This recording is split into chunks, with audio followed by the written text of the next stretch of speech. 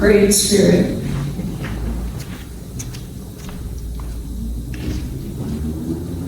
Roll away from us the weight of dead efforts and wrongs. Clear away from me the fogs of falsely sweet illusions and ignite my heart.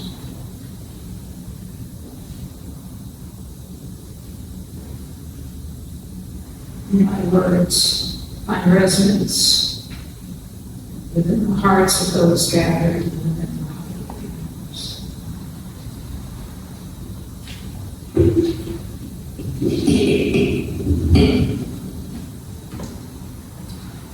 My Lord.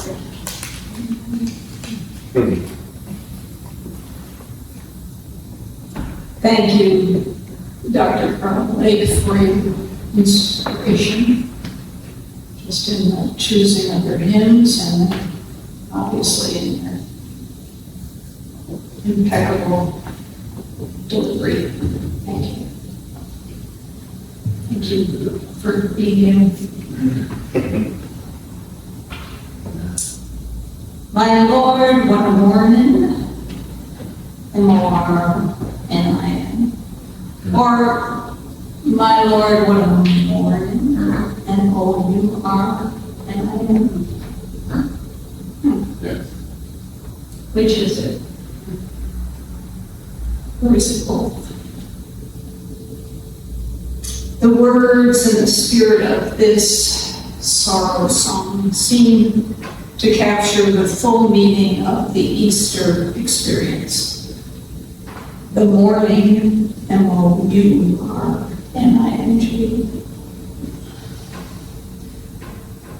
The despair.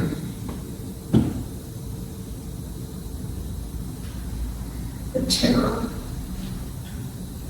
The sadness. The injustice.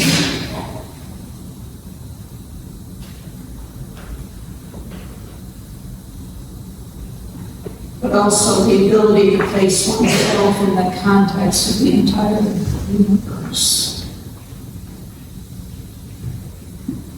Where even the stars seem to fall.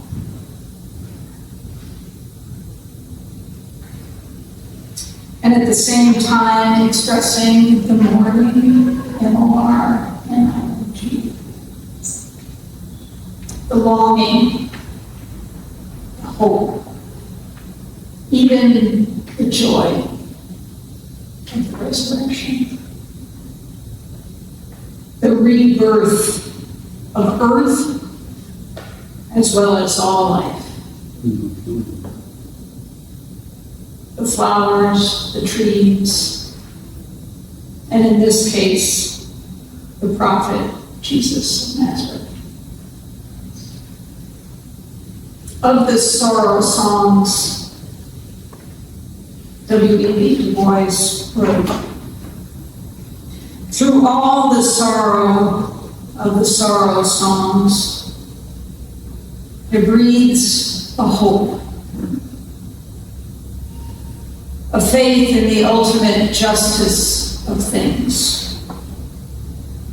The minor cadences or despair change often to the triumph and calm confidence.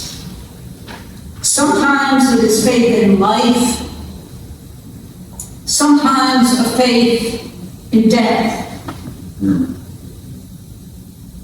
sometimes assurance of boundless justice in some fair world beyond.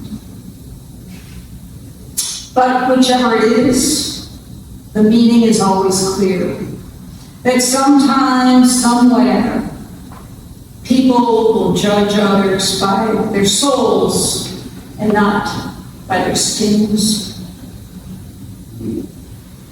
Is such a hope justified? Do the sorrow songs ring true?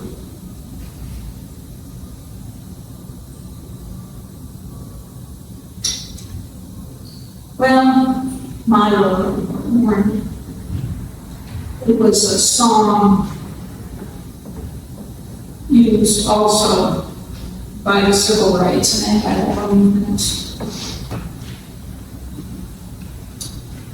I think, to answer Du Bois, the Sorrow Songs Du Bois. Holly Murray Reed, she wrote of this all-inclusive view of life in the following poem. She wrote, "Hope is a crushed stalk between clenched fingers. Hope is a bird's wing broken by the stone. Hope is a word in a tuneless ditty, a word whispered with the wind,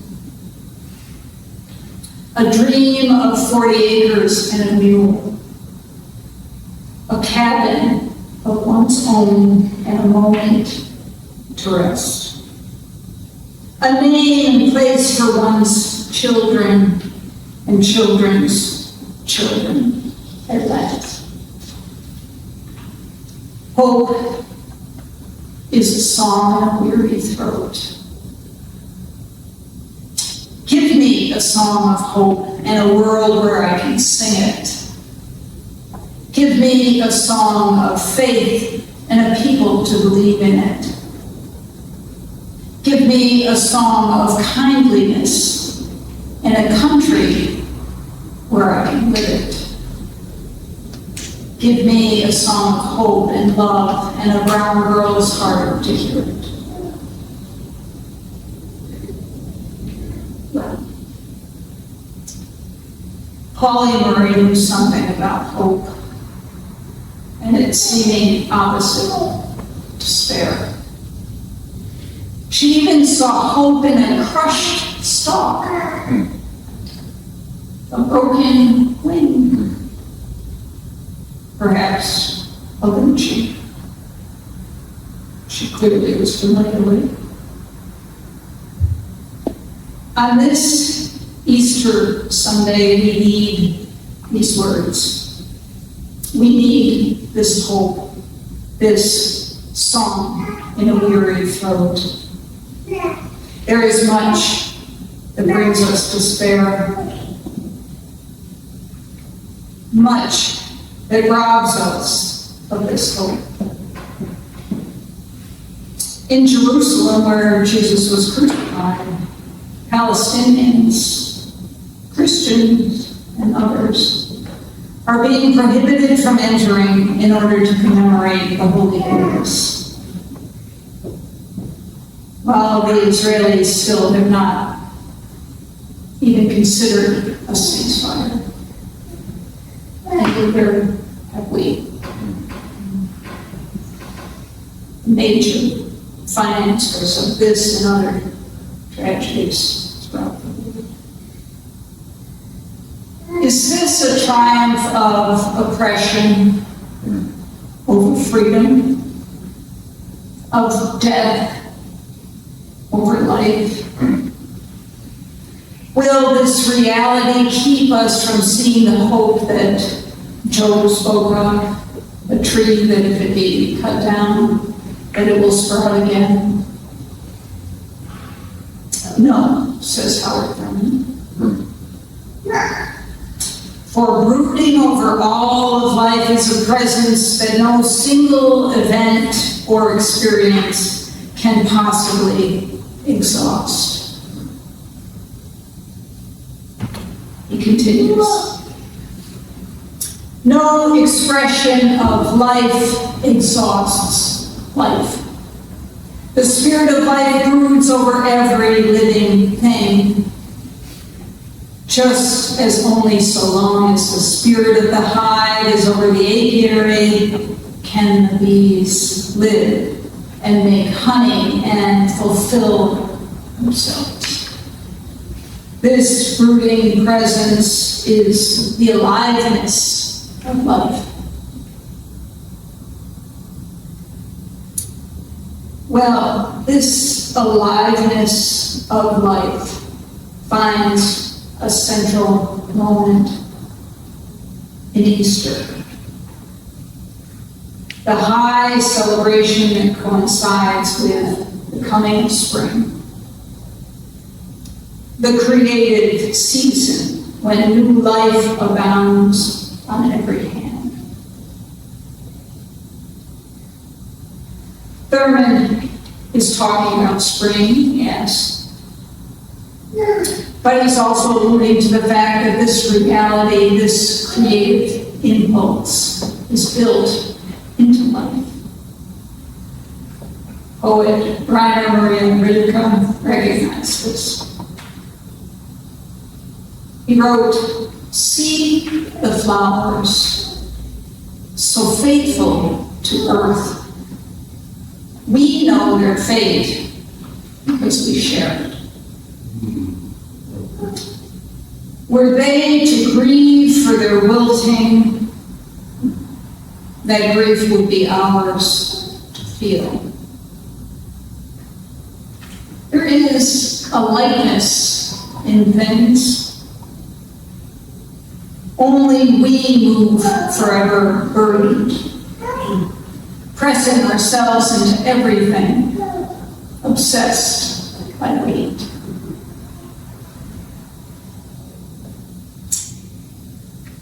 Well, Rilke speaks to this experience of spring, to the flowers blooming everywhere around us, their ability to bloom with abandon, seemingly unburdened by the happenings of the world. The violence, the war, the hatred, and oppression. In Gaza, Ukraine, Sudan, Yemen, the United States, all over the world. It is the human that is so burdened. For me, and I suspect for you, there are days that I wish to be unburdened by the flowers.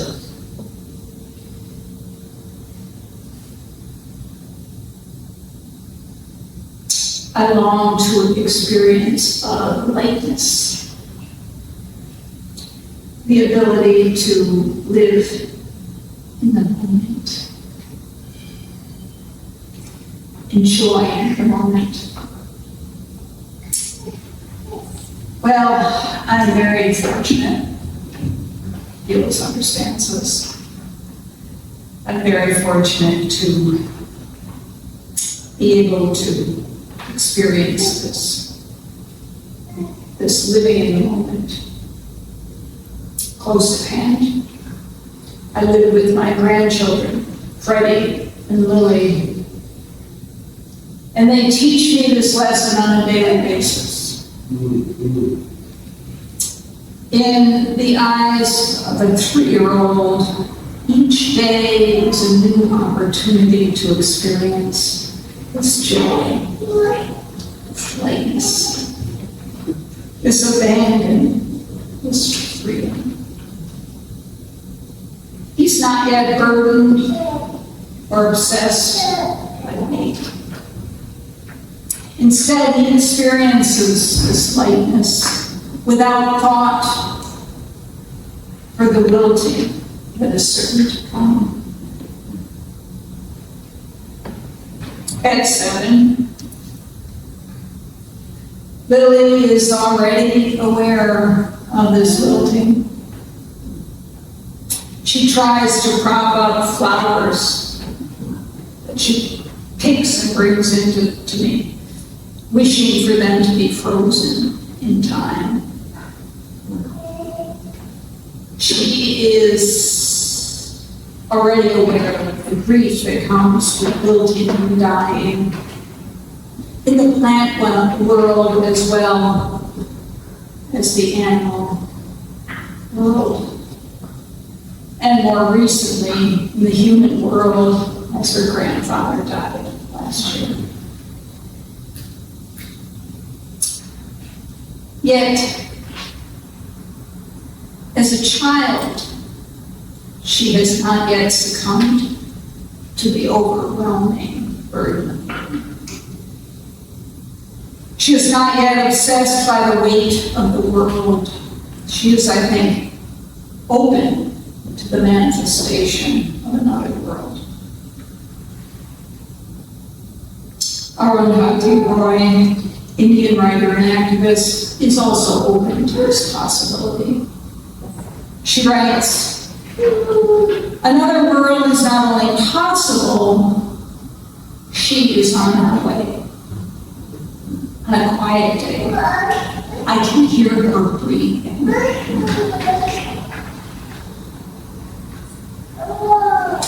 Can we hear her breathing? Can we quiet ourselves enough for that? And I don't mean quiet as a child in the back. But can we do this at times in our life? It's very, very difficult to take time out of our busyness, to listen and pay attention, even to our own breath. It's happening all the time.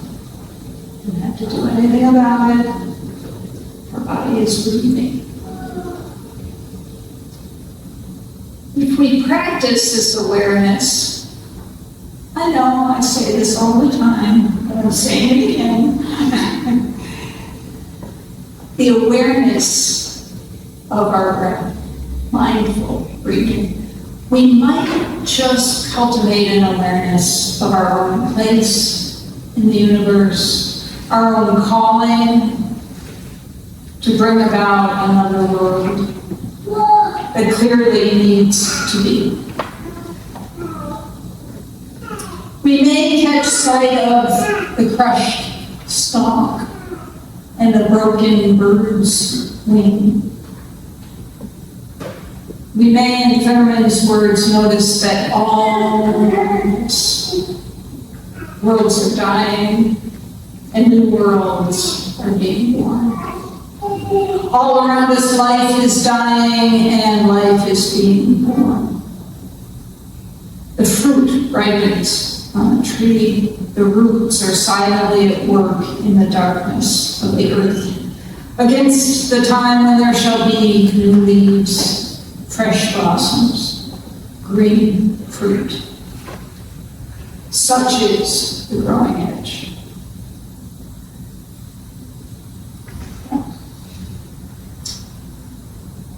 The growing edge is certainly alive in this community. We see it here on Sundays. We see it in our Zoom meetings. We see it in engaged spirituality. I'm privileged to see it on the Board of Trustees when we meet once a month.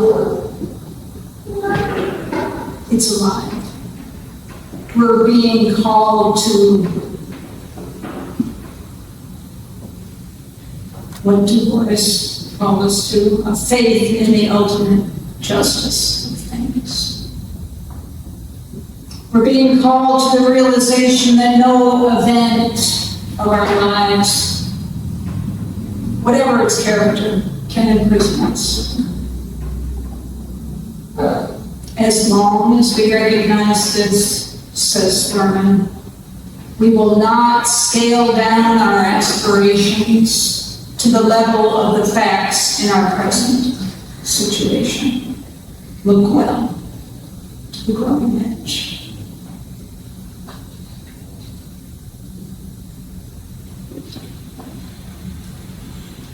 May we take time out to listen for the breath of another world. And may we experience moments of unburdening that allow us to envision this other world. A world filled with the hope and faith that will inspire us and keep us on the path.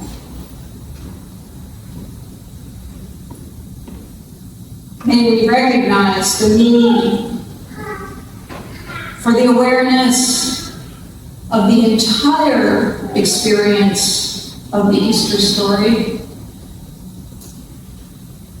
The so-called negative experience of the cross and the miracle of the resurrection. May we strive toward the harmony of the full truth of our lives. The crucifixion and the resurrection. The suffering and the dying. And the joy of the coming of spring. For it is only in facing the darkness of our own reality and the reality of the world that we can recognize and benefit from this Easter moment and develop a faith in the ultimate justice of things. May we sing a song of hope today that will allow us to listen for the breath of another world and gather the wholeness needed to create it. Amen.